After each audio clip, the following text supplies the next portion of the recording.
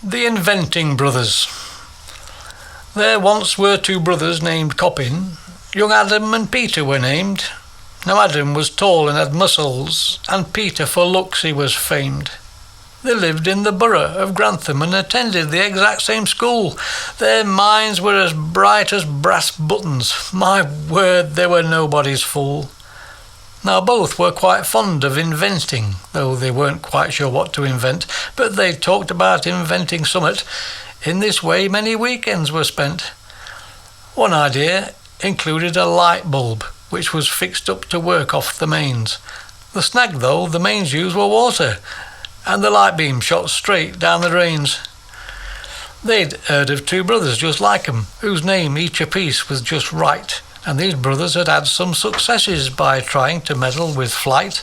So Adam and Peter got busy on flying without using wings, as they wanted to do something different by leaving out those sort of things. They launched from the edge of a cliff top and rocketed straight through the air, but crashed headlong into the water. They looked a ridiculous pair. Nearby was a man who was drowning, and the brothers to him swam to save. They floated him back on their aircraft, saving him from his watery grave. "By gum, that's a champion invention," he said to the brothers on land. "I'll pay you today for the patents," and he gave 'em a cheque for 10 grand. The telephone next got them going, though they weren't keen on transmitting sound. It was smells down the wire they'd be sending, if only a way could be found. So Peter designed the transmitter, and Adam's receiver got made.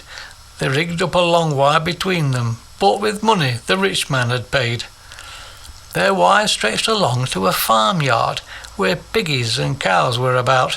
Transmitter with care was located near smells they believed would come out. Heading home, they followed the wire and stopped on the way to eat beans. And back home they fixed on the receiver to smell smells by electronic means. The beans they had eaten got busy and did what beans often will do.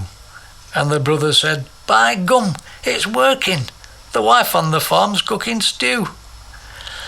Now they had quite an interest for writing, and their workshop was full here and there with bits of typewriters forgotten.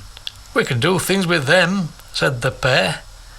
For days they perfected their notion and worked long hours into the night, but Adam and Pete were determined they'd get their invention just right.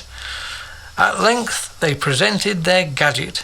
It sure was a wondrous thing, and when once a line it had finished, it rang a small bell with a ding. But what made it truly fantastic, whatever they typed line by line, would always come typed out poetic. And that's how they made this here rhyme.